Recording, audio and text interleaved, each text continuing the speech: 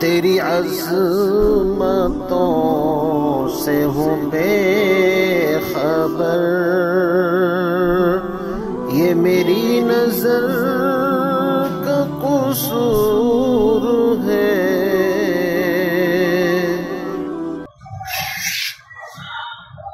اعوذ باللہ من الشیطان الرجیم، بسم اللہ الرحمن الرحیم۔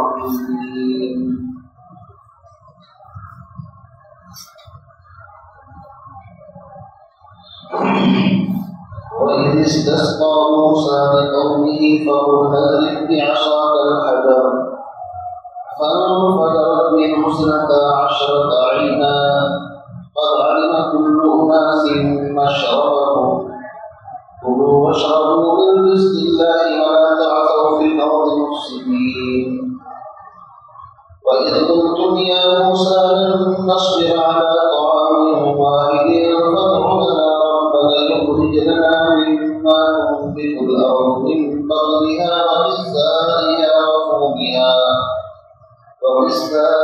وَفُومِهَا وَعَدَسِهَا وَبَصَلِهَا قَالَ أَتَسْتَبْدِلُونَ الَّذِي هُوَ أَدْنَىٰ بِالَّذِي هُوَ خَيْرٌ اهْبِطُوا مِصْرًا فَإِنَّ لَكُم مَّا سَأَلْتُمْ وَضُرِبَتْ عَلَيْهِمُ الذِّلَّةُ وَالْمَسْكَنَةُ وَبَاءُوا بِغَضَبٍ مِّنَ اللَّهِ ذَلِكَ بِأَنَّهُمْ كَانُوا يَكْفُرُونَ بِآيَاتِ اللَّهِ وَيَقْتُلُونَ النَّبِيِّينَ بِغَيْرِ الْحَقِّ ذَلِكَ بِمَا عَصَوا وَكَانُوا يَعْتَدُونَ إِنَّ الَّذِينَ آمَنُوا وَالَّذِينَ هَادُوا وَالنَّصَارَىٰ وَالصَّابِئِينَ مَنْ آمَنَ بِاللَّهِ وَالْيَوْمِ الْآخِرِ وَعَمِلَ صَالِحًا فَلَهُمْ أَجْرُهُمْ عِندَ رَبِّهِمْ وَلَا خَوْفٌ عَلَيْهِمْ وَلَا هُمْ يَحْزَنُونَ وَإِذْ أَخَذْنَا مِيثَاقَكُمْ وَرَفَعْنَا فَوْقَكُمُ الطُّورَ خُذُوا مَا آتَيْنَاكُم بِقُوَّةٍ وَاذْكُرُوا مَا فِيهِ لَعَلَّكُمْ تَتَّقُونَ ثُمَّ تَوَلَّيْتُم مِّن بَعْدِ ذَلِكَ فَلَوْلَا فَضْلُ اللَّهِ عَلَيْكُمْ وَرَحْمَتُهُ لَكُنتُم مِّنَ الْخَاسِرِينَ۔ صدق اللہ العظیم۔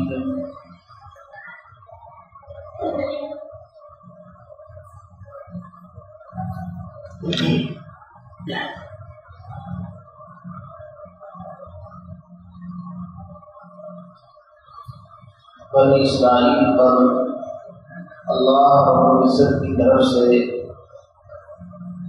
جو انعامات کی بارش ہوئی ہے،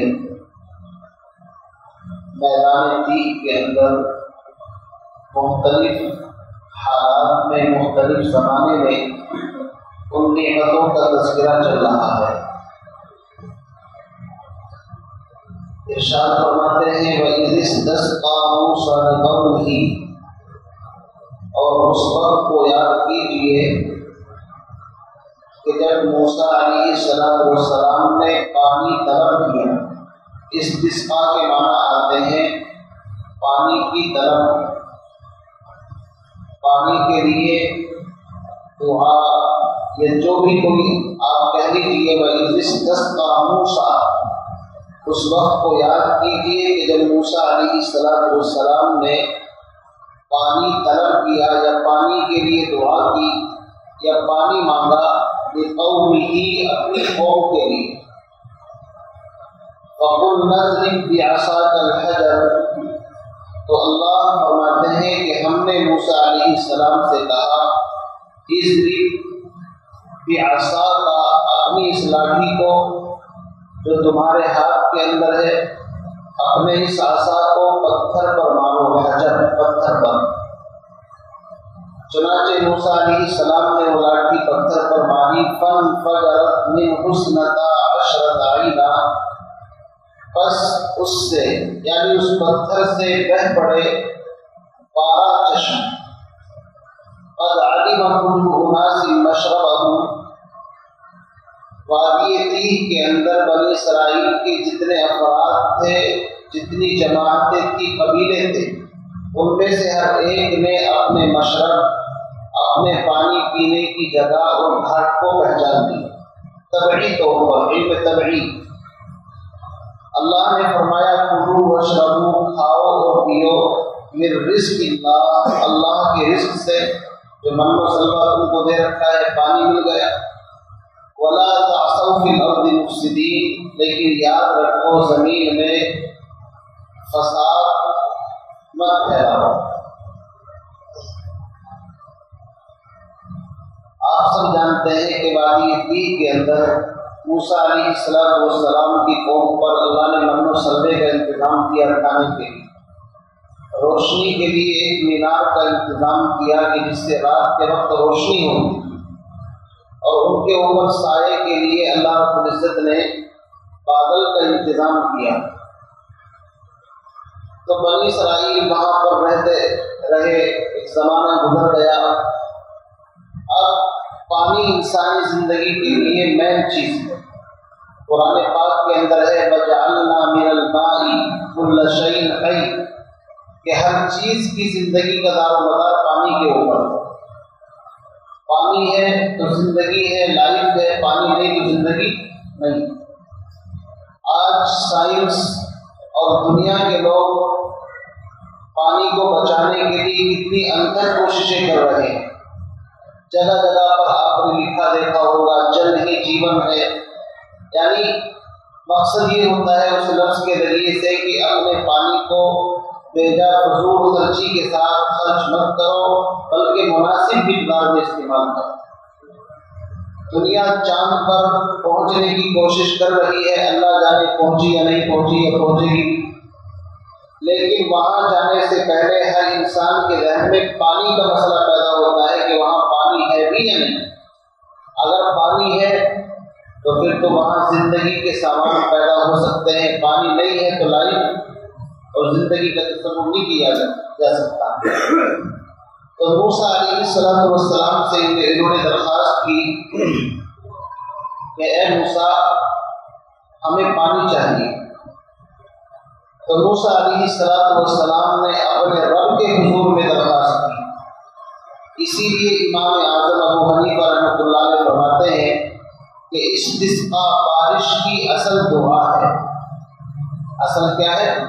دعا، کیونکہ قرآن پاک سے بھی ثابت ہو رہا ہے کہ موسیٰ علیہ السلام نے بھی اپنے رب سے دعا مانگی۔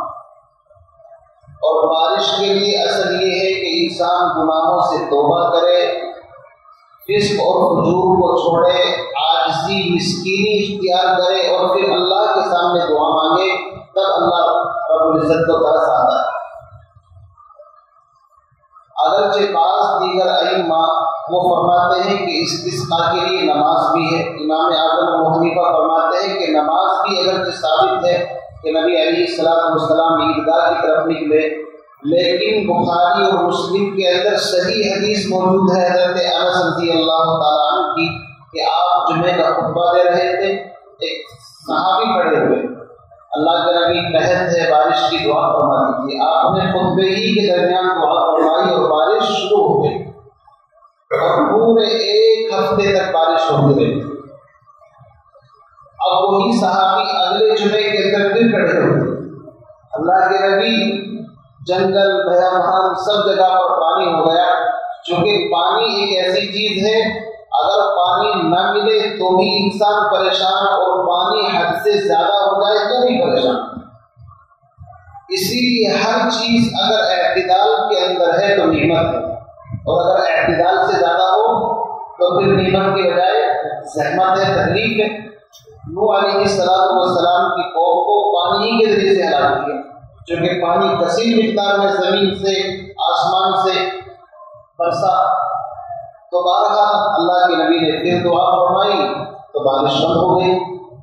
تو اس حدیث کو بھی امام اعظم ابو حنیفہ دلیل بناتے ہیں کہ دیکھیے اصل دعا، بہرحال موسیٰ علیہ السلام نے اپنے رب سے دعا مانگی، الہی قوم کے لوگ پانی کے لیے ترس رہے ہیں، پانی کی ضرورت ہے۔ تو اللہ فرماتے ہیں کہ ہم نے اس سے کہا کہ تمہارے ہاتھ کے اندر جو عصا ہے اس عصا کو پتھر پر مارو۔ اب یہ عصا اور یہ پتھر، اس کے بارے میں مختلف اقوال ہیں۔ بعض فرماتے ہیں کہ آدم علیہ السلام کو جب اللہ نے زمین پر اتارا تو ایک لکڑی ان کے پاس تھی، عصا۔ یہ عصا وہاں سے تبرکاً منتقل ہوتے ہوتے حضرت شعیب علیہ السلام کے پاس پہنچا، اور حضرت شعیب علیہ السلام کی جب بکریاں چرائی تھی موسیٰ علیہ السلام نے مدین کے اندر، تو موسیٰ علیہ السلام کو انہوں نے وہ عصا دے دیا کہ لو بھائی یہ لو، تو اس کے اوپر ایک اس طریقے سے تھی دو لکڑیاں کہ اس کے اوپر وہ ٹیک لگا دیتے۔ اسی لیے قرآن کی سورہ طٰہٰ کے اندر آئے گا کہ اللہ نے پوچھا تھا موسیٰ علیہ السلام سے وما تلک بیمینک یا موسیٰ، اے موسیٰ تمہارے دائیں ہاتھ میں کیا ہے؟ تو موسیٰ علیہ السلام نے کہا کہ یہ عصائے، یہ تو میری لاٹھی ہے، کرتے کیا ہو اس سے؟ اتوکا علیہا، میں اس کے اوپر ٹیک لگاتا ہوں۔ اور کیا کرتے ہو؟ وَأَحُشُّ بِهَا عَلَىٰ غَنَمِي، اپنی بکریوں کے لیے ضرورت پڑتی ہے ان کو روکتا بھی ہوں اس سے لکڑی سے، اور پتے وتے بھی جھاڑ دیتا ہوں درختوں سے۔ وَأَحُشُّ بِهَا عَلَىٰ غَنَمِي، یا بکریوں کو اس سے ہٹاتا ہوں۔ وَلِيَ فِيهَا مَآرِبُ أُخْرَىٰ، اور فرمایا کہ اور بھی بہت سارے کام لے لیتا ہوں، کسی کی پٹائی وٹائی کی ضرورت ہوتی ہے اس کو بھی دو چار لگا دیتا ہوں۔ بہرحال بہت سارے کام اس سے کرتے تھے موسیٰ علیہ السلام۔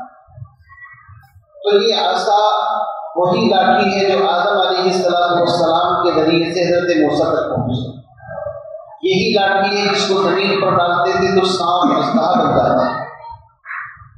اچھا یہ پتھر کون سا پتھر تھا، اس کے بارے میں بھی مختلف اقوال ہیں۔ بعض فرماتے ہیں کہ یہ پتھر بھی جنت سے آدم علیہ السلام کے ساتھ آیا تھا، اور اللہ کو جس سے جو کام لینا ہوتا ہے وہ کام دیا جاتا ہے، تو ہوتے ہوتے موسیٰ علیہ السلام کے پاس تک یہ پتھر پہنچ گیا۔ بعض کہتے ہیں کہ موسیٰ علیہ السلام طور پہاڑ پر جب جا گئے تھے وہیں سے اس پتھر کو اٹھا کر کے لائے تھے اللہ کے حکم سے، اور بعض فرماتے ہیں کہ کوئی خاص پتھر نہیں تھا بلکہ عام پتھر تھا۔ اگر عام پتھر ہے تو بھی معجزہ ہونے کے اعتبار سے بڑی کرامت ہے کہ کسی بھی پتھر پر باتیں پانی نکل آئے۔ اور بعض مفسرین یہ بھی فرماتے ہیں کہ چونکہ اس میں الف لام آیا ہے متعین پتھر، یہ وہ پتھر ہے جس کا ذکر سورۃ الاحزاب کے اندر آئے گا، یا ایھا الذین آمنوا لا تکونوا کالذین آذوا موسیٰ فبرأہ اللہ مما قالوا وکان عند اللہ وجیہا۔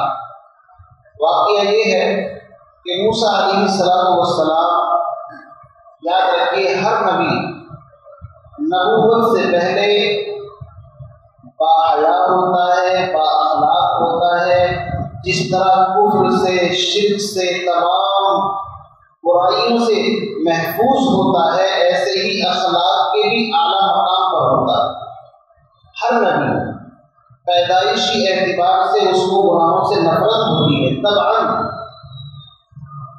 تو موسیٰ علیہ السلام کے زمانے کا کلچر، تہذیب یہ تھی کہ وہ لوگ جب نہاتے تھے تو کسی تالاب یا سمندر یا جہاں بھی اکٹھے ہو کر کے اجتماعی شکل کے اندر نہاتے تھے اور ننگے ہو کر کے نہاتے تھے۔ یعنی یوں سمجھیے کہ ان کے زمانے میں ننگے ہو کر کے نہانا کوئی عیب نہیں تھا، اس کو عیب نہیں سمجھتے تھے۔ ہر زمانے کی الگ تہذیب رہتی ہے، لیکن موسیٰ علیہ السلام تو چونکہ نبی بننے والے ہیں، اللہ کی حفاظت ہوتی ہے ان کے ساتھ، تو یہ تنہا رہتے تھے اور نہانا ہوتا تھا تو الگ تھلگ ہو کر کے نہاتے تھے، قوم کے ساتھ نہیں نہاتے تھے، چونکہ پڑھانا ہونا اچھی چیز نہیں۔ اب ظاہر بات ہے لوگوں کی عادت یہ ہے کہ اگر کسی وجہ سے آپ اسے الگ تنہائی اختیار کرو گے تو کسی حال میں جینے نہیں دیں گے۔ قوم کے لوگوں نے بہانہ بنایا شاید یہ بیمار ہے، لگتا ہے کہ نامرد ہیں، اور ان کی خصوصیتیں یعنی نعوذ باللہ اس طرح کی باتیں کہی کہ اس کے اندر کوئی نقص ہے۔ حالانکہ یاد رکھیے پیغمبر جو ہوتا ہے وہ ظاہری اعتبار سے بھی اور باطنی اعتبار سے بھی اپنی امت کے اندر سب سے باکمال ہوتا ہے۔ یعنی موسیٰ علیہ السلام نبی ہے تو بنی اسرائیل کے تمام افراد میں سب سے زیادہ بہتر بندہ کون ہے؟ موسیٰ علیہ السلام، جو کہ نبی بنایا اس کو جاتا ہے۔ نہ جسم کے اندر کوئی بیماری ہوتی ہے نبی کے، اور نہ اخلاق کے اندر کوئی بیماری ہوتی ہے۔ اب عجیب مسئلہ ہو گیا، تو اللہ رب العزت نے ایک ایسا واقعہ پیش کیا کہ موسیٰ علیہ السلام ایک مرتبہ نہا رہے تھے اکیلے اور اپنے کپڑے نکال کر کے کسی پتھر کے اوپر رکھ دیے۔ اب جیسے ہی پتھر پر کپڑے رکھے تو وہ پتھر ان کپڑوں کو لے کر کے اس نے توڑ لگا دیا۔ اب موسیٰ علیہ السلام چلا رہے اس کو، ارے بھائی رک کرے، کپڑے تو دماغ کہاں بھاگ رہا ہے۔ بھاگتے بھاگتے پتھر وہاں کو نکلا جہاں بنی اسرائیل کے لوگ اکٹھے تھے، ان کی میٹنگ لگی ہوئی تھی۔ اب موسیٰ علیہ السلام کو کوئی خیال نہیں، کپڑوں کے چکر میں بھاگے جا رہے ہیں، تو لوگوں نے دیکھا کہ یہ تو پھر ٹھیک آدمی ہے، سمجھے نہیں۔ اللہ رب العزت کو اپنے نبی کی برات تاکہ ان کی طرف کوئی انگلی نہ اٹھا سکے، چونکہ اللہ کو یہ پسند نہیں ہے کہ لوگ اپنا ایمان خراب کریں نبی کے بارے میں۔ اب بہرحال روایت میں آتا ہے وہ پتھر ہوگا، موسیٰ علیہ السلام نے کپڑے لیے اور دو چار تماچے بھی مارے، چونکہ بڑے جلالی نبی تھے موسیٰ علیہ السلام کو۔ بعض مفسرین فرماتے ہیں کہ اس پتھر پر موسیٰ علیہ السلام کی ضرب کے نشانات بعد تک موجود تھے۔ بہرحال کپڑے لینے کے بعد اللہ کی طرف سے وہی پیغام آیا کہ اس پتھر کو آپ اٹھا لو، اس سے ہمیں اور بھی کچھ کام لینا ہے۔ تو بعض فرماتے ہیں وہی پتھر تھا جس سے یہ 12 چشمے جاری ہوئے جو موسیٰ علیہ السلام کے کپڑے لے کر کے گیا تھا۔ کہنے کا مقصد یہ ہے کہ کوئی بھی پتھر ہو، اس پتھر سے 12 چشمے جاری ہوئے، چونکہ یعقوب علیہ السلام کے 12 بیٹے تھے اور اللہ رب العزت نے ان کو الگ الگ سرداری عطا فرمائی، ایک ایک کو اپنی قوم کا سردار بنایا، اور تاکہ ان کے اندر کوئی جھگڑا کوئی فساد نہ ہو، ہر ایک کو اپنے اپنے چشمے سے پانی پینے کے لیے کہا گیا۔ عجیب بات یہ ہے ایک دوسرے کے چشمے پر نہیں جاتا تھا، چونکہ اللہ نے کہا ہے قد علم كل اناس مشربهم۔ ہو سکتا تھا کبھی اپنے پر، کبھی دوسرے پر، کبھی تیسرے پر، تو ایسے جھگڑا پیدا ہو جاتا، اس سے تو پھر ایک ہی چشمہ جاری کر دیا جاتا۔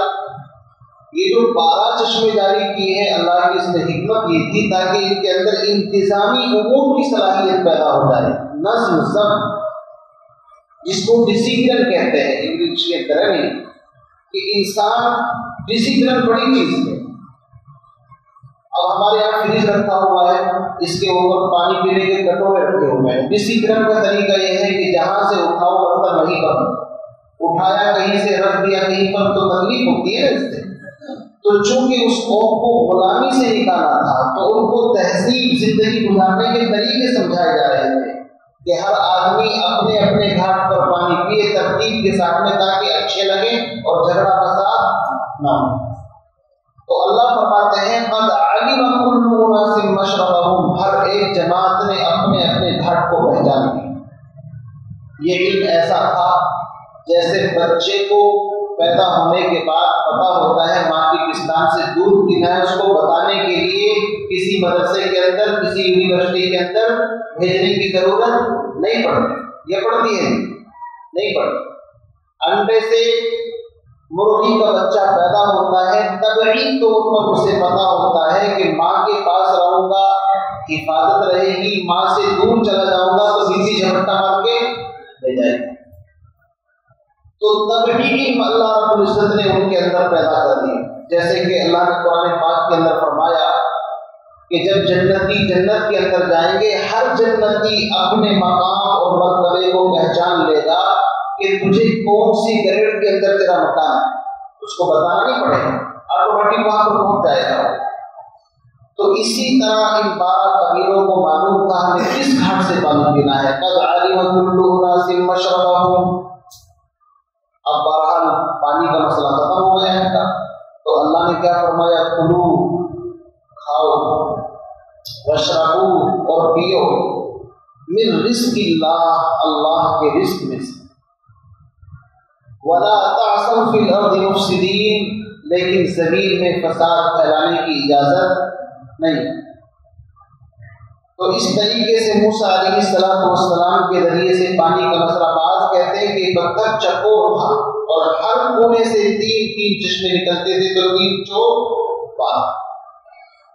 بعض کی رائے یہ بھی ہے کہ باقی میدانی 30 کے اندر کوئی پتھر تھا جس کو بعض آج بھی بتاتے ہیں کہ وہاں پر ہے، اور اس کے اندر سے موسیٰ علیہ السلام لاٹھی مارتے تھے تو پانی کے چشمے بہہ نکلتے تھے۔ بعض کہتے ہیں کہ موسیٰ علیہ السلام جہاں بھی جاتے تھے ان سے پہلے پتھر خود بخود وہاں پر گھوم جاتے، اور بعض یہ کہتے ہیں کہ اپنے تھیلے کے اندر رکھتے تھے۔ تو مختلف رائے ہیں اس پتھر کے بارے میں۔ مقصد یہاں پر یہ ہے کہ اللہ نے اس میدان میں ان پر یہ بڑا فضل فرمایا، ان کو وہاں پر سبمرسیبل کی ضرورت نہیں پڑی، کسی نل کی ضرورت نہیں پڑی، بلکہ اپنی قدرت سے پتھر کے اندر سے ان کے لیے 12 چشمے جاری کر دیے، اور جب ضرورت ختم ہوتی تھی تو پھر پانی بند ہو جاتا تھا۔ 6 لاکھ سے زائد کا مجمع تھا۔ کتنے انسان ہیں؟ 6 لاکھ انسان اگر پانی پیئے تو کتنا بڑا مطلب سسٹم چاہیے، اور بچے اور ان کے ساتھ جو ان کے مویشی جانور تھے وہ الگ۔ اچھا، یہاں پر ہے فن فجرت، اور سورۃ الاعراف میں آئے گا فم بجست۔ کیا لفظ ہے؟ فم بجست، اور یہاں پر ہے فن فجرت۔ مفسرین فرماتے ہیں کہ کثرت کے ساتھ اگر زیادہ تعداد میں پانی نکلے اس کو فن فجرت کہتے ہیں، اور اگر صرف پانی نکلنا آہستہ آہستہ شروع ہو اس کو فم بجست کہتے ہیں۔ تو وہاں پر اس کے ابتدائی دور کو بیان کیا گیا، جب پانی نکلتا تھا تو آہستہ آہستہ، لیکن پھر اس کی اسپیڈ بڑھ جاتی تھی۔ فن فجرت، پھر وہ خوب جس طرح چشمے کے اندر سے پانی ابھر کر کے نکلتا ہے ایسا ہو جاتا ہے۔ تو بہرحال اللہ رب العزت نے ان کو ایک پانی کا ان کا مسئلہ حل کیا۔ اس کے بعد فرماتے ہیں وَإِذْ قُلْتُمْ يَا مُوسَىٰ، اور اس وقت کو یاد کرو جب تم نے کہا موسیٰ علیہ السلام سے، یا موسیٰ لن نصبر علی طعام واحد، ہم ایک ہی قسم کے کھانے پر ہرگز صبر نہیں کر سکتے۔ فَادْعُ لَنَا رَبَّكَ، بس تو دعا کر دے ہمارے لیے اپنے رب سے۔ الفاظ پر غور کریں آپ، دعا ہمارے لیے کرنی ہے، اور کرنی کس سے؟ اپنے رب سے۔ یہ بھی تو کہہ سکتے تھے ہمارے رب سے ہمارے لیے دعا کیجیے۔ انہی بے ادبیوں کی وجہ سے آگے اللہ رب العزت نے ایک سزا بیان کی ہے۔ آپ اندازہ لگا لیں کہ اللہ کسی پر خامخواہ ظلم نہیں کرتا۔ جب انسان بے صبری کرتا ہے، بے ادبی کرتا ہے، تو بے ادب محروم کر فضل رب، جو بھی بے ادبی کرے گا وہ اللہ کے فضل سے محروم کر دیا جائے گا۔ جو بے صبری کرے گا اللہ رب العزت کی طرف سے نعمتیں چھین لی جائیں گی۔ تو انہوں نے ایک تو نبی کا نام لیا، یہ بھی کہہ سکتے تھے یا نبی اللہ، یا رسول اللہ، یا کلیم اللہ، سارے الفاظ کو پیچھے رکھا، یا موسیٰ، یا موسیٰ، ایسے جیسے کوئی اپنے بیٹے سے بات کرتا ہے۔ عام طور سے نام تو بیٹے ہی کا لیا جاتا ہے، جبکہ ان کو سمجھنا چاہیے تھا کہ موسیٰ علیہ السلام کے بڑے احسانات ہیں، ان کے آنے کے بعد ہمیں غلامی سے نجات ملی۔ تو انہوں نے کہا وَإِذْ قُلْتُمْ يَا مُوسَىٰ لَن نَّصْبِرَ عَلَىٰ طَعَامٍ وَاحِدٍ، ایک ہی کھانے پر صبر نہیں کر سکتے۔ کھانے تو 2 مل رہے تھے، من ایک سلوا، ایک ہی کیوں کہا؟ کہتے ہیں کہ ایک کو پینے کی چیز سمجھتے تھے جس کو من کہتے ہیں، اور سلوا صرف اس کو کھانے کی چیز سمجھتے تھے۔ بعض کہتے ہیں کہ چونکہ انہوں نے کھانے کو ایک ہی جگہ پر جیسے چٹنی بنا لیتے ہیں تو اس میں جو چیز غالب ہوتی ہے بس اس کا نام چٹنی ایک ہی رکھ دیا، حالانکہ کئی چیزیں اس کے اندر ہوتی ہیں۔ تو ان لوگوں نے بھی ایسے ہی موسیٰ علیہ السلام سے کہا کہ ہم ایک کھانے پر صبر نہیں کر سکتے۔ فَادْعُ لَنَا رَبَّكَ، ہمارے لیے دعا کر دیجیے اپنے پروردگار سے، یخرج لنا، کہ وہ نکالے ہمارے لیے، مما، ان چیزوں میں سے، تنبت الارض، جس کو زمین اگاتی۔ معلوم ہوتا ہے کہ لوگ کسان کے بیٹے تھے، یعنی کھیتی باڑی کرنے والے، کہ بھائی اگر ان کو اچھی چیزیں آئس کریم اور یہ وہ مل رہے تو اس کے اوپر صبر نہیں ہے، صبر یہ ہے کہ زمین کی چیزیں چاہیے۔ کہنے لگے یخرج لنا مما تنبت الارض، جس کو زمین اگاتی ہے وہ چاہیے۔ کیا چیز؟ کچھ چیزوں کے نام بھی بتا دی، مثال کے طور پہ من بقلیہا ترکاریاں سبزیاں ہوئی، وقصائہا ککڑی جو کہ سلاد کے بغیر کام چلنے والا نہیں، وفومہا فوم کے معنی گیہوں کے بھی مفسرین نے کیے ہیں، اناج گیہوں گندم، اور فوم کے معنی لہسن کے بھی کیے ہیں، دونوں ترجمے ہیں اس کے لہسن، وعدسہا اور دال اینٹی بایوٹک چیز ہے ایک دم، ہر جگہ ہر موسم کے اندر ہے نہیں، اور بیمار ہو صحت مند ہو کسی کو اس سے کوئی نقصان ہوتا ہی نہیں، دال بڑی بے مثال چیز ہے۔ ایک شاعر کے بارے میں لکھا ہے کہ وہ اتنا گوشت کا شوقین تھا، اپنی بیوی سے کہا کہ بناؤ گی تم جس دن ارہر کی دال، سمجھ لو اسی دن میرا انتقال۔ تو کہہ رہا ہے کہ دال کے بارے میں اگر دال تم نے بنا لی تو بس سمجھو میں تو مر گئے، حالانکہ دال اتنی بری چیز نہیں ہے، دال تو بہترین غذا ہے، انسان کے دل کو فرحت ملتی ہے، ہلکا کھانا ہے، بیماروں کے لیے فائدہ مند ہے۔ تو انہوں نے کہا وعدسہا، دال چاہیے، کسی دال کا خاص نام بھی دیا، ساری ہی دالیں اس کے اندر آ گئی، وہ بصلیہا اور پیاز بھی چاہیے، اس کے بغیر کام نہیں چلے گا۔ اب جب یہ فرمائش انہوں نے کی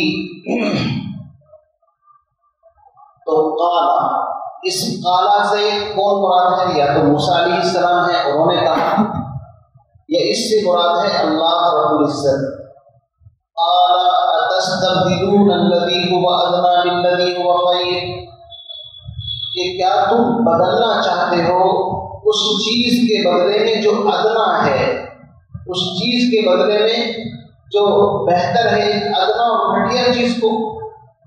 کہاں تم من و سلوہ، اللہ کی عطا، نہ محنت کرنے کی ضرورت نہ مشقت کی ضرورت، مفت کی روزی تم کو مل رہی ہے، اور کہاں تم محنت مزدوری کے چکر میں پڑنا چاہتے ہو کہ صرف اپنے شکم کی پیٹ کی آگ بجھانے کے لیے نئی نئی فرمائشیں کر رہے ہو؟ یاد رکھو، پہلی بات تو تمہیں ایسا سوال کرنا نہیں چاہیے تھا، اس لیے کہ اللہ رب العزت نے تمہیں غلامی سے نجات دے کر کے تمہاری تربیت کے لیے حضرت موسیٰ اور ہارون کو اس میدان کے اندر لگایا ہے، اور جس قوم کو بلندی پر پہنچانا مقصد ہوتا ہے اس کے سامنے اس کا مقصد ہوا کرتا ہے، ضرورت نہیں ہوا۔ کھانا پینا انسانی ضرورت ہے، مقصد نہیں ہے، یاد رکھیں، کھانا پینا کیا ہے؟ انسان کی ضرورت، کم کھا کر کے بھی گزارا ہو سکتا ہے، اور چکنی چپڑی کھائے گا تو بھی گزارا کرنا ہے، روکھی سوکھی کھا کر کے بھی گزارا کرنا ہے، بلکہ جس قوم کو بڑے مرتبوں پر پہنچنا ہوتا ہے اس کو تو محنت اور میدان کے اندر محنت مجاہدے سے گزارا جاتا ہے۔ حضرت موسیٰ علیہ السلام ان کی تربیت کرنا چاہتے تھے اللہ کے حکم سے، چونکہ یہ غلامی کے اندر رہتے رہتے پست ہمت بن چکے تھے، تو چونکہ ان کو شہر فتح کرنے تھے، اور کوئی بھی فاتح قوم اگر صرف کھانے پینے کے چکر میں پڑ جائے تو وہ کبھی بڑے کارنامے انجام نہیں دے سکتی۔ سورہ بقرہ ہی کے اندر آگے چل کر کے آئے گا کہ حضرات صحابہ کرام نے بھی نبی علیہ السلام سے ایک مرتبہ فرمائش کی تھی، مدینے کے انصار نے کھیتی باڑی کے لیے، قرآن کی آیت نازل ہوئی وَلَا تُلْقُوا بِأَيْدِيكُمْ إِلَى التَّهْلُكَةِ، اپنے آپ کو اے صحابہ ہلاکت میں مت ڈالو، اللہ جتنا دے رہا ہے اتنے پر اپنا کام چلا۔ تبھی تو پھر صحابہ نے قیصر اور کسریٰ بڑی بڑی سلطنتوں کو سرنگوں کیا، کیونکہ ان کی تربیت اسی طرح کی۔ فاقوں کے اندر اللہ کے نبی کی زندگی کا حال آپ دیکھیے، فرمایا کہ ایک دن مل جائے تاکہ تیرا شکر ادا کروں، اور نہ ملے تو صبر کروں۔ اتنی روزی چاہیے کہ جس سے بس کمر سیدھی رہے۔ تو اسی طرح بنی اسرائیل کو بھی چونکہ اللہ رب العزت بلند مرتبوں پر پہنچانا چاہتا تھا، لیکن یہ حالت یہ کہ غلامی کے اوپر انہوں نے کمر باندھا، اور جب کوئی قوم غلامی کے اوپر کمر باندھ لیتی ہے تو پھر اللہ رب العزت بھی اس کو ذلیل اور خوار ہی کر کے رہتے ہیں۔ اس لیے کہ ان اللہ لا یغیر ما بقوم حتی یغیروا ما بانفسہم، اللہ رب العزت کسی قوم کی حالت کو اس وقت تک نہیں بدلتا جب تک وہ خود اپنی حالت کو بدلنا نہ چاہے۔ علامہ اقبال نے کیا کہا، خدا نے آج تک اس قوم کی حالت نہیں بدلی، نہ ہو جس کو خیال خود اپنی حالت کے بدلنے کا۔ جب کوئی خود بدلنا نہیں چاہے گا تو اللہ رب العزت زبردستی نہیں بدلے گا اس کی حالت، چینج کرنا پڑے گا اپنے آپ کو، یہ علامہ اقبال نے کہا۔ تو میرا عزیز بھائیوں، اصل چیز ہے محنت اور مجاہدہ۔ جو محنت اور مجاہدے سے جی چراتا ہے تو اس کا انجام غلامی ہوگا۔ کیا ہوگا اس کا انجام؟ غلامی۔ کہتے ہیں کبھی گوشت نہ کھاتا تھا معربی، علامہ اقبال نے بہت عمدہ اشعار لکھے ہیں۔ معربی ایک شاعر گزرا ہے، نام کیا تھا اس کا؟ معربی جی۔ کہتے ہیں کبھی گوشت نہ کھاتا تھا معربی، میم عین را اور یا، پھل پھول پہ کرتا تھا ہمیشہ گزر اوقات، ہمیشہ سادی غذا استعمال کرتا تھا۔ تو ایک دوست نے اس کی دعوت کی اور سوچا کہ یار کبھی گوشت تو کھاتا نہیں، تو اس نے ایک بٹیر یا تیتر بھنا ہوا تلا ہوا اس کے گھر بھیجا۔ تو کہتے ہیں کبھی گوشت نہ کھاتا تھا معربی، پھل پھول پہ کرتا تھا ہمیشہ گزر اوقات۔ ایک دوست نے بھنا ہوا تیتر اسے بھیجا، شاید کہ شاکر اسی تدبیر سے ہوگا۔ یہ خانے تر و تازہ معربی نے جو دیکھا، کہنے لگا وہ صاحب غفران الرسومات، جب اس کے سامنے بھنا ہوا تیتر آیا تو غفران الرسومات اس کی کتابیں ہیں، تو اس کو دیکھ کر کے تعجب کرنے لگا۔ یہ خانے تر و تازہ معربی نے جو دیکھا، کہنے لگا وہ صاحب غفران الرسومات۔ کیا کہا اس نے؟ اس تیتر کو مخاطب کر کے کیا کہتا ہے آپ اندازہ لگائیے، افسوس صد افسوس کے شاہی نہ بنا، دیکھے نہ تیری آنکھ نے قدرت کے نشانات۔ اس نے کہا مجھے شکار کیسے کر لیا گیا، میرے سمجھ میں بات نہیں آتی، اتنا لاچار اور بے بس تھا کہ تو اڑ نہیں سکتا تھا۔ آپ اس میں سمجھنے کی کوشش کرو، وہ اس کو نہیں بلکہ وہ قوم کو جگانا چاہتا ہے۔ تمہارا شکار کس وجہ سے ہوا؟ اللہ نے تمہیں بازو دیے تھے، پر دیے تھے، تم چاہتے تو پہاڑوں کی بلندی پر پہنچ سکتے تھے اور شکاری سے دور بھاگ سکتے تھے، لیکن لگتا ہے کہ شاید تمہارے اندر کاہلی اور سستی پیدا ہو گئی۔ افسوس سب افسوس کے شاہی نہ بنا، تو شاہین پرندے کا نام، دیکھیے نہ تیری آنکھ میں قدرت کے نشانات۔ اور آگے کہتا ہے تقدیر کے قاضی کا یہ فتویٰ ہے ازل سے، ہمیشہ سے اللہ رب العزت کا یہ قانون رہا ہے اور یہ فتویٰ ہے تقدیر کے قاضی کا، یہ فتویٰ ہے ازل سے۔ کیا ہے جرم ضعیفی کی سزا مرگ مفاجہ، بزدل ہونا کمزور ہونا کوئی عقل مندی نہیں۔ جو قوم بزدل ہوتی ہے وہ قوم کبھی فلاح و بہبودی کو نہیں پہنچ سکتی۔ بہرحال بات دوسری طرف چلی جائے گی۔ میں عرض یہ کر رہا تھا کہ موسیٰ علیہ السلام ان کو اس کھانے کو کھلا کر کے اور پانی پلا کر کے ان کو بلند مرتبوں پر پہنچانا چاہتے تھے، لیکن وہ قوم کھانے کے چکر میں اپنے مقصد کو بھول کر کے ضرورت کے پیچھے پڑ گئے اور الگ الگ فرمائشیں انہوں نے کرنی شروع کر دی۔ تو یاد رکھیے، جب اللہ رب العزت کی نظروں سے گرنے کا وقت آتا ہے تو انسان کھانے پینے پر لگتا ہے۔ فرمایا اتستبدلون الذی هو ادنی بالذی هو خیر، کیا تم اعلیٰ چیزوں کو چھوڑ کر کے ادنا اور گھٹیا چیزیں لینا چاہتے؟ چلو اہبطوا مصرا کوئی خاص شہر نہیں تھا، بلکہ اسی میدان کے آس پاس میں کوئی شہر کوئی گاؤں ہوگا۔ موسیٰ علیہ السلام نے کہا تم فلاں شہر کے اندر جاؤ، وہاں کھیتی باڑی کرو، یہ چیزیں تو تبھی ملیں گی، اب تم کو محنت کرنے کا شوق پیدا ہوا ہے۔ اہبطوا مصرا اصل میں حبوط کہتے ہیں اوپر سے نیچے اترنا. اس کے معنی میں ایک بلاغت چھپی ہوئی ہے کہ تم اعلیٰ مرتبے سے نیچے گرنا چاہتے ہو تو جاؤ کسی گاؤں شہر کے اندر. فَإِنَّ لَكُمْ مَا سَأَلْتُمْ تمہیں وہ چیزیں دی جائیں گی جس کا تم سوال کر رہے ہو. وَضُرِبَتْ عَلَيْهِمُ الذِّلَّةُ وَالْمَسْكَنَةُ جب ان کی فرمائشیں حد سے زیادہ بڑھ گئی، بات بات پر روکا ٹوکی شروع ہو گئی، تو اللہ نے کہا کہ ضُرِبَتْ عَلَيْهِمْ اس قوم پر ذلت اور مسکنت. ذلت کا مطلب یہ ہے کہ ان کے اندر دوسروں کی نظروں کے اندر یہ بات بیٹھ گئی کہ بھئی یہ لوگ سدھرنے والے نہیں. اور مسکنت کا مطلب یہ ہے اولو العزمی بلند حوصلہ کہ ان کے اندر نہ رہی. وباءوا بغضب من اللہ اور یہ لوگ اللہ کے غصے اور قہر کے ساتھ لوٹے. یہاں پر ہے ضربت علیہم الذلۃ والمسکنہ. یہی آیت بالکل آگے چل کر کے سورہ آل عمران کے اندر آنے والی ہے. وہاں پر ہے وَضُرِبَتْ عَلَيْهِمُ الذِّلَّةُ وَالْمَسْكَنَةُ وَبَاءُوا بِغَضَبٍ مِّنَ اللَّهِ. وہاں پر ہے إِلَّا بِحَبْلٍ مِّنَ اللَّهِ وَحَبْلٍ مِّنَ النَّاسِ. ہاں اگر تم لوگوں کی پناہ میں آ جاؤ یا اللہ کی پناہ میں آ جاؤ تو پھر تمہیں سربلندی مل سکتی ہے. لوگوں کی پناہ کا مطلب یہ ہے کہ کسی حکومت کو ٹیکس یا جزیہ دے.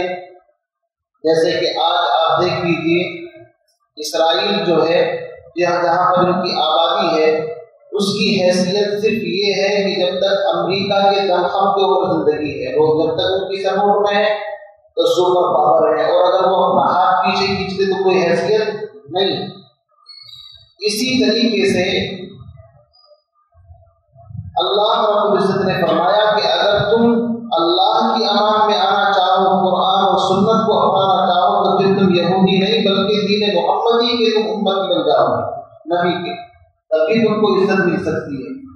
لیکن اس کے علاوہ اور کوئی تمہارے لیے عزت نہیں ہے قیامت تک کے لیے. قیامت کے قریب دجال نکلے گا، اسی کے انتظار کے اندر وہ ہے. یاد رکھیے دجال کی شور شوروں پر تیاری چل رہی ہے، اس کی آمد کے لیے پلیٹ فارم تیار کیا جا رہا ہے. تو قیامت کے قریب 40 دن تک ان کی حکومت قائم ہوگی دجال کی سرپرستی کے اندر، لیکن وہ کوئی حکومت نہیں ہے. عیسیٰ علیہ السلام کا نزول ہوگا، حضرت مہدی کا ظہور ہوگا، اور پھر آپ جانتے ہیں کہ کیا ہوگا. ہر طرف جس کے پیچھے کوئی یہودی چھپا ہوا ہوگا وہ آواز دے کر کے کہے گا کہ دشمن خدا میرے پیچھے ہے سوائے برکت کے درخت. اسی لیے آپ دیکھ لیجیے کہ اسرائیل کے اندر سب سے زیادہ درخت کس چیز کے ہیں؟ برکت کے درخت لگائے جا رہے ہیں، تاکہ یہ نہیں بولے گا کہ میرے پیچھے ہے. سمجھے نہیں؟ اس کے علاوہ سب درخت بتائیں گے. لیکن حضرت عیسیٰ علیہ السلام کا جب نزول ہوگا کتابوں میں لکھا ہے اس طریقے سے جب وہ سانس لیں گے تو اس سانس کی وجہ سے جہاں تک وہ پہنچے گا وہاں تک وہ سب کے سب ختم، اور اس کی جو مطلب دجال کا نام لشکر ہے وہ سب بالکل ایسے جیسے نمک پانی کے اندر گھلتا ہے اس طرح گھلتے چلے جائیں گے. یہاں تک کہ جو دجال ہے یہ لط کی طرف بھاگے گا. اسرائیل کا جو ایئرپورٹ ہے وہ لط کے اندر ہے. لگتا ہے کہ شاید پلین ولین میں بیٹھ کر کے بھاگنے کی کہیں کوشش کرے گا، تو عیسیٰ علیہ السلام وہیں پر اس کو قتل کریں گے. تو یہ سب باتیں قرآن و سنت کی متواتر احادیث کے اندر موجود ہیں. فرماتے ہیں ذالک بانہم کانوا یکفرون بآیات اللہ. یہ ذلت اور مسکنت کیوں کا مقدر بنی؟ ایک تو اس وجہ سے کہ لوگ اللہ کی آیات کا انکار کرتے تھے. اللہ کی آیتوں سے مراد یا تو تورات ہے یعنی آسمانی کتاب کا انکار، یا اس سے مراد یہ ہے کہ معجزات کا انکار کرتے تھے. اور ایک انکار ہوتا ہے ڈائریکٹ انکار کرنا، ہم اس کو نہیں مانتے. ایک ہوتا ہے لفظ کو ماننا لیکن اس کے معنی پر عمل نہ کرنا، وہ بھی انکار کرنا ہے. یہ انکار کی ایک شکل یہ بھی ہوتی ہے اس کے اندر تعویل کرنا، کہا کچھ جائے اور کرے. جیسے کہ اس سے پہلے گزر چکا ہے، ان کو اللہ نے حکم دیا تھا جب تم شہر کے اندر جاؤ تو زبان سے حدتن کہنا، توبہ توبہ، اور اپنے عمل سے سجدے کی حالت میں جھک کر کے جانا. اور جب داخل ہوئے تو سنین کے بل گھسٹ کر کے داخل ہوئے اور زبان پر حدت نہیں بلکہ حدت فی اشارت، تو الفاظ بھی بدل دیے اور اپنے عمل کو بھی بدل دیا، تو کبھی ایسا بھی ہوتا ہے۔ فرمایا کہ ایک تو اس وجہ سے بِأَنَّهُمْ كَانُوا يَكْفُرُونَ بِآيَاتِ اللَّهِ، اللہ کی آیات کا انکار کرتے تھے، اور دوسرا گناہ کیا تھا وَيَقْتُلُونَ النَّبِيِّينَ بِغَيْرِ الْحَقِّ، ناحق نبیوں کو قتل کرتے تھے۔ سورہ آل عمران میں بغیر حق ہے، یہاں بغیر الحق ہے، الف لام کے ساتھ۔ علماء فرماتے ہیں کہ قتل کرنے کی کوئی شرعی وجہ اگر ہے، مثال کے طور پر شریعت امت محمدیہ کے اندر ہے کہ اگر کوئی آدمی شادی شدہ ہے، زنا کرے، اسلامی حکومت ہے، اس کو رجم کیا جائے گا، تو قتل وغیرہ کے احکام شریعت کے اندر آ چکے تھے، پھر بھی وہ لوگ یہ نہیں سمجھ رہے کہ نبی کا قتل کتنا بڑا گناہ۔ حدیث کے اندر آیا سب سے بدترین عذاب قیامت کے دن اس کو ہوگا جو کسی نبی کو قتل کیا ہو، یا اس کو کہ جس کو کسی نبی نے قتل کیا ہو۔ تو ان لوگوں نے ناحق نبیوں کو قتل کیا۔ اس طرح قتل کیا، ایک دن کے اندر 70 نبیوں کو قتل کیا۔ بعض روایات میں 300 نبیوں کا ذکر آتا ہے۔ جن نبیوں کو ہم نہیں جانتے ان کو چھوڑ دیجیے، لیکن کچھ نبی ایسے ہیں کہ جو ہماری آنکھوں کے سامنے قرآن کو بیان کرتا ہے۔ مثال کے طور پر حضرت زکریا علیہ السلام، حضرت یحییٰ علیہ السلام، اسی طریقے سے اور کئی نبیوں کے نام آتے ہیں۔ یہ سارے وہ نبی ہیں، آپ جانتے ہیں کہ سلیمان علیہ السلام کو اللہ نے کئی مثال حکومت دی۔ جب وہ دنیا سے چلے گئے، ان کے جانے کے بعد بنی اسرائیل 2 حصوں کے اندر تقسیم ہو گئے، ایک یروشلم جس کو دولت یہودیہ کہا جاتا ہے، اور ایک دوسری بنی اسرائیل کی الگ سامریہ کے نام سے الگ حکومت قائم تھی۔ دونوں کی طرف اللہ کی طرف سے نبی آتے رہے، سمجھاتے رہے، یہاں تک کہ یہ آپس میں ایک دوسرے سے لڑنا شروع کر دیے۔ نبی سمجھاتے تھے کہ تم آپس میں بھائی بھائی ہو، تمہارا بیک گراؤنڈ یہ ہے کہ تم ایک ہی ماں باپ کی اولاد ہو، آپس میں مت لڑو۔ جو نبی ان کو سمجھاتا تھا، حضرت عیسیٰ الیاس علیہ السلام کے نبی ہیں، وہ آئے، انہوں نے سمجھایا کہ یار آپس میں مت لڑو۔ ان کے پیچھے پڑ گئے، یہاں تک کہ ان کو پہاڑوں میں چھپ کر کے پناہ لینی پڑی۔ اسی طریقے سے حضرت زکریا علیہ السلام نے سمجھایا مت لڑو، بت پرستی مت کرو۔ ان کے پیچھے پڑے، یہاں تک کہ وہ درخت کے اندر، درخت کی کسی کھو کے اندر گئے، وہیں پر درخت کو ایسے کاٹا کہ اسی کے اندر دو ٹکڑے کر دیے حضرت زکریا علیہ السلام۔ حضرت یحییٰ کے ساتھ بھی یہی کیا، یہاں تک کہ حضرت عیسیٰ علیہ السلام بنی اسرائیل کے آخری پیغمبر، اللہ نے انجیل عطا فرمائی، انہوں نے آ کر کے اعلان کیا انی رسول اللہ علیکم، اے بنی اسرائیل کے لوگوں میں تمہاری طرف اللہ کا نبی، انجیل کو مانو، مجھے نبی ایکسپٹ کرو، تسلیم کرو۔ تو کچھ لوگ تو وہ تھے جو ان پر ایمان لائے، ان کو انصار کہا جاتا ہے۔ حضرت عیسیٰ علیہ السلام نے کہا من انصاری الی اللہ، اللہ کے دین میں کون میری مدد کرے گا؟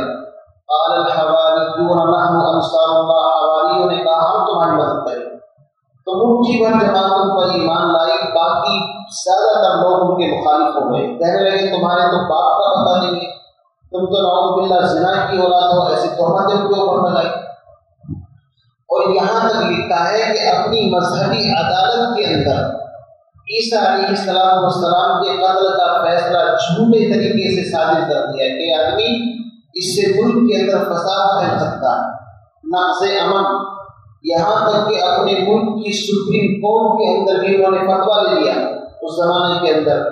اور مشرکوں کی ایک بڑی تعداد تھی جس کو رومی امپائر کہتے ہیں، وہ مشرک تھے اس زمانے میں، بعد میں پھر عیسائی بنے، ان سے بھی عیسیٰ علیہ السلام کے قتل کا فتویٰ صادر کرایا، اور عیسیٰ علیہ السلام کو سولی پر لٹکانے کی کوشش کی۔ وہ تو اللہ کا فضل یہ ہوا کہ عیسیٰ علیہ السلام کو اللہ نے زندہ آسمانوں پر اٹھا لیا، اور انہی میں سے کوئی آدمی تھا جس کی شکل عیسیٰ علیہ السلام کے مشابہ ہوئی، جس کو انہوں نے سولی پر لٹکایا۔ قرآن کہتا ہے وما قتلوہ وما صلبوہ ولکن شبہ لہم، نہ ان کو قتل کیا گیا نہ ان کو سولی پر چڑھایا گیا، بلکہ اللہ نے ان کی شکل ایسی کر دی عیسیٰ علیہ السلام سے ملتی جلتی ہے۔ فرفعه الله إليه، بلکہ اللہ نے ان کو زندہ آسمانوں پر اٹھا لیا اور قیامت کے قریب اللہ ان کو زمین پر اتارے گا۔ تو یہ سب وہ کا جرم تھا کہ ناحق نبیوں کو قتل کرنا۔ فرماتے ہیں ذالک بما عصوا وكانوا يعتدون، یہ قتل اور نافرمانی جب انہوں نے کی اس وجہ سے کہ تو نافرمان تھے، وكانوا يعتدون اور حد سے زیادہ تجاوز کرنے والے تھے۔ تو اب یہاں پر یہ بات ذہن کے اندر رکھیے، اتنی باتیں سننے کے بعد انسان کے ذہن میں بات آتی ہے کہ شاید اب توبہ کا دروازہ بند ہو چکا ہے، اس کا مطلب ہدایت کا کوئی راستہ نہیں ہے، ذہن میں بات آتی ہے نہیں آتی؟ تو آگے اللہ رب العزت نے اس بات کو ذہن سے نکالا کہ دیکھو یاد رکھو ہماری کسی سے نہ ازلی دشمنی ہے نہ ازلی دوستی، ہمارا ایک قانون ہے، جو بھی اس قانون کو مانے گا چاہے وہ کوئی بھی ہو، بس سمجھو وہ ہمارا ہے، اور جو ہمارے قانون کو نہیں مانے گا وہ ہمارا نہیں، سیدھی بات ہے۔ فرمایا ان الذین آمنوا، بے شک وہ لوگ جو ایمان لائے، والذین ہادوا اور وہ لوگ جو یہودی ہیں، ہادو کا مطلب ہوتا ہے ہدایت والے، یا ہادو کا مطلب ہوتا ہے توبہ کرنے والے، چونکہ گائے کی جب عبادت کر لی تھی انہوں نے اس کے بعد توبہ کر لی تھی تو اس کی طرف اشارہ ہے۔ یہ ہادو سے مراد ہے حضرت یعقوب علیہ السلام کے ایک بیٹے کا نام یہودا تھا، اس کی طرف نسبت کرتے ہوئے اپنے آپ کو یہودی اور ہادو کہتے ہیں۔ تو فرمایا وہ لوگ جو ایمان لائے اور وہ لوگ جو یہودی ہیں، والنصارى اور وہ لوگ جو عیسیٰ علیہ السلام کے سچے دین کے پیروکار ہیں، والصابئین اور چوتھی جماعت وہ جو صائبین ہیں۔ صائبین سے کو مراد ہے بڑا اختلاف ہے، بعض کہتے ہیں کہ یہ حضرت داؤد علیہ السلام کے زمانے کے اندر تھے، انہیں کو اپنا نبی مانتے تھے۔ بعض کہتے ہیں کہ اس ستاروں کو پوجنے والی کوئی قوم ہے، یہودی اور مجوسی اس کے بیچ کے اندر۔ بعض کہتے ہیں فرشتوں کو خدا مانتے تھے، بعض کہتے ہیں کہ 5 وقت کی نماز پڑھتے تھے، اور اسی طریقے سے ہر مذہب کی اچھی بات کو مانتے تھے۔ اتنے قول صالحین کے بارے میں اللہ بہتر جانے، ہم کہتے ہیں جو بھی ہو۔ فرماتے ہیں من آمن باللہ، ان میں سے جو بھی اللہ پر ایمان لائے، والیوم الآخر اور آخرت کے دن پر ایمان لائے۔ یہاں اللہ پر اور آخرت پر ایمان بول کر کے پورے ایمان مفصل کا ذکر ہے۔ آمنت باللہ وملائکتہ وکتبہ ورسلہ والیوم الآخر والقدر خیرہ وشرہ من اللہ تعالی والبعث بعد الموت۔ جو ایمان مفصل میں 7 چیزیں ہیں نا، وہ 7 کی 7 چیزیں ہیں، چونکہ ایمان اسی وقت معتبر ہے۔ اگر کوئی اللہ کو مانے آخرت کو مانے تو یہ کام تو یہودی بھی کرتے ہیں، اللہ کو مانتے آخرت کو مانتے ہیں، نصارہ بھی کرتے ہیں، لیکن چونکہ وہ آخری نبی محمد عربی صلی اللہ علیہ وسلم پر ایمان نہیں رکھتے، قرآن پر ایمان نہیں رکھتے، تو اس لیے وہ من آمن باللہ والیوم الآخر کے اندر داخل نہیں۔ تو دھوکے نہ پڑے آپ اس سے، بہت سے لوگ دھوکہ دے دیتے ہیں کہ دیکھو من آمن باللہ والیوم الآخر ہے، یہاں پر کتابوں کا فرشتوں کا ان کا ذکر تو ہے ہی نہیں۔ تو یاد رکھیے لا الہ الا اللہ محمد رسول اللہ میں تو 2 ہی چیزوں کا ذکر ہے، اللہ اور رسالت، توحید اور رسالت، لیکن تم کلمہ پڑھو لا الہ الا اللہ روزانہ، اور اپنی پیشانی چاہے تم زمین پر گھسرتے مطلب ماتھے پر نشان پڑ جائیں، جب تک فرشتوں کو، کتابوں کو، تقدیر کو نہیں مانو گے تمہارا لا الہ الا اللہ نفع نہیں دے سکتا۔ تو فرمایا جو بھی ایمان لائے اللہ پر اور آخرت کے دن پر، وعمل صالحا اور اعمال صالحہ بھی کرے۔ اعمال صالحہ کی لسٹ بڑی لمبی ہے، یعنی شریعت کے مطابق زندگی گزارے۔ اعمال صالحہ کا مطلب ہے جن چیزوں کو اللہ اور اس کے نبی نے کرنے کو کہا ہے ان کو کرے، جن چیزوں سے اللہ اور اس کے رسول نے روکا ہے ان سے روکے۔ یہ تمام کی تمام چیزیں اعمال صالحہ ہیں، سمجھ رہے ہیں؟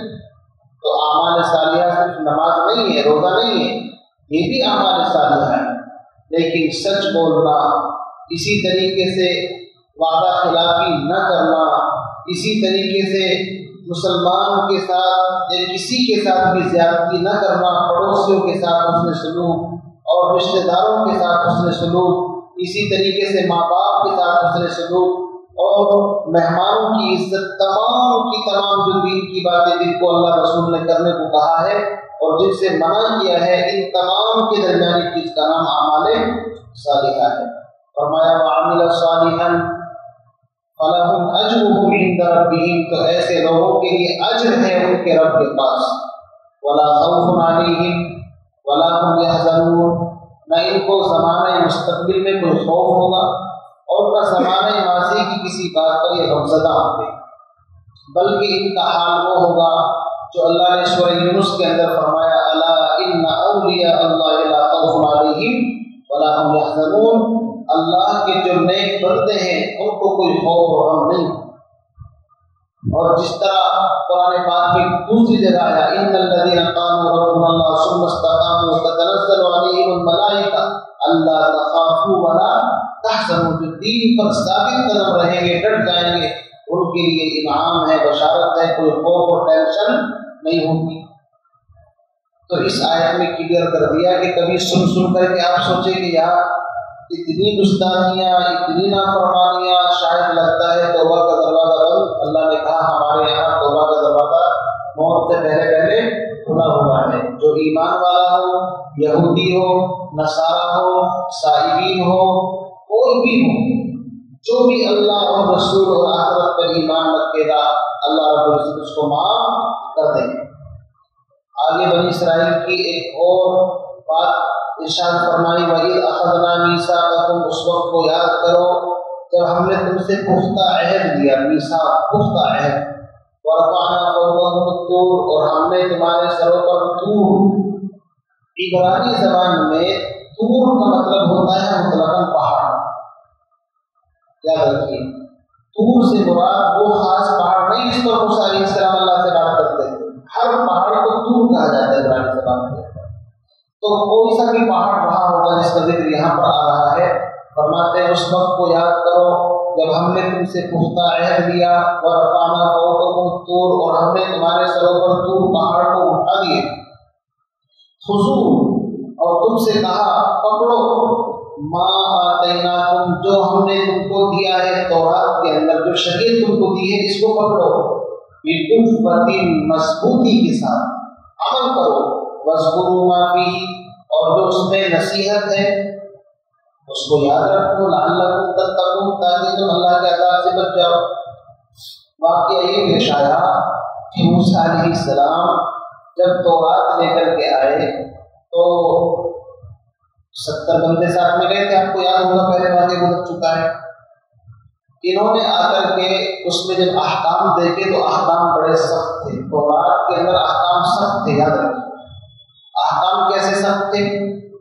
اگر کسی بندے نے گناہ کر لیا تو اس کے دروازے پر لکھا ملتا تھا اس نے یہ گناہ کیا۔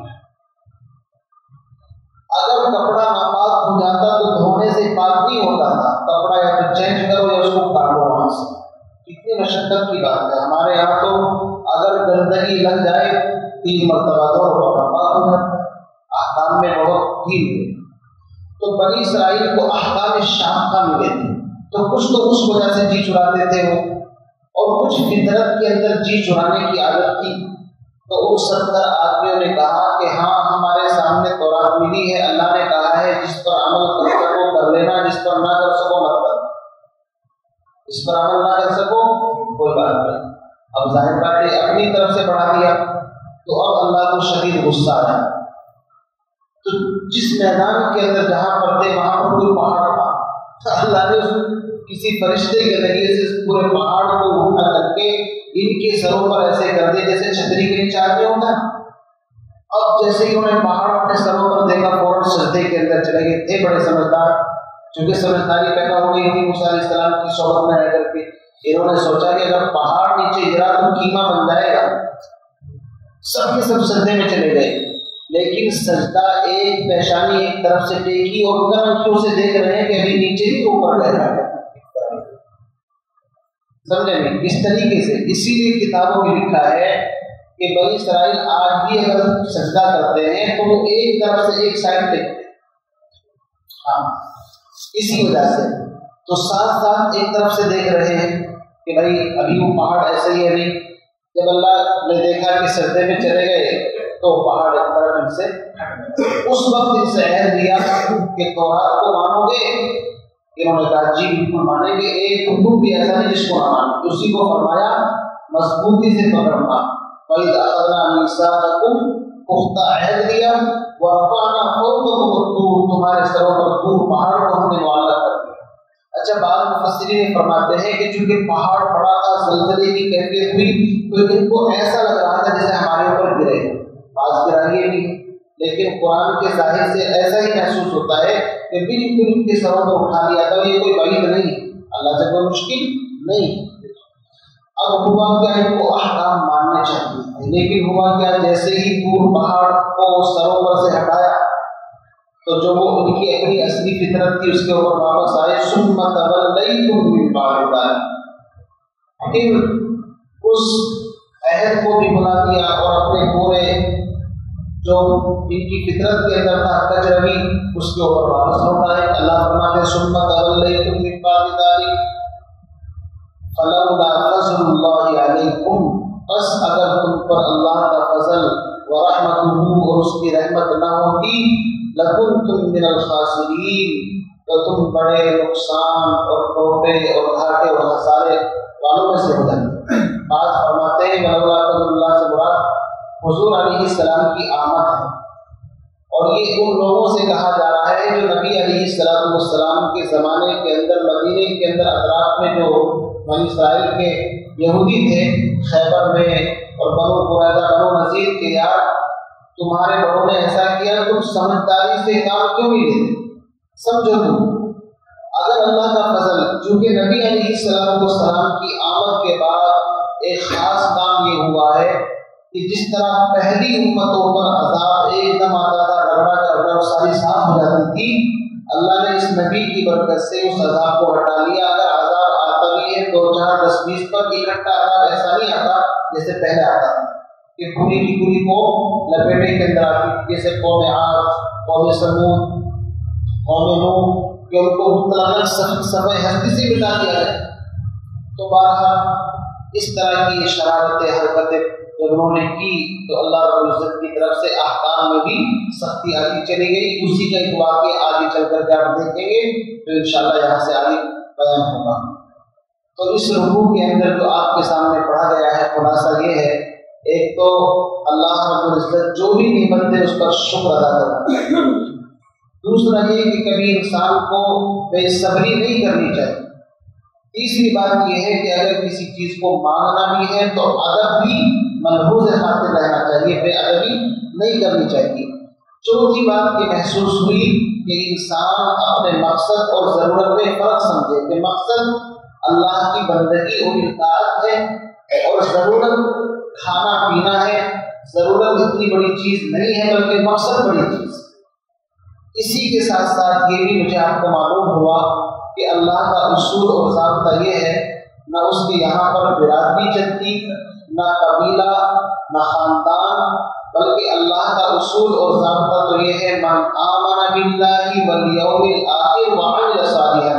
3 چیزیں ہیں، ایمان ہو، اعمال صالحہ ہو، ایمان باللہ یعنی توحید اللہ کو مانتا ہو، رسالت تمام نبیوں کے ساتھ ساتھ حضور اکرم صلی اللہ علیہ وسلم پر ایمان ہو، اور اس کے ساتھ ساتھ اعمال صالحہ ہو، تو اللہ رب العزت کا وعدہ ہے فلا خوف علیہم ولا هم یحزنون۔ یہ پورے سبق کا خلاصہ ہے۔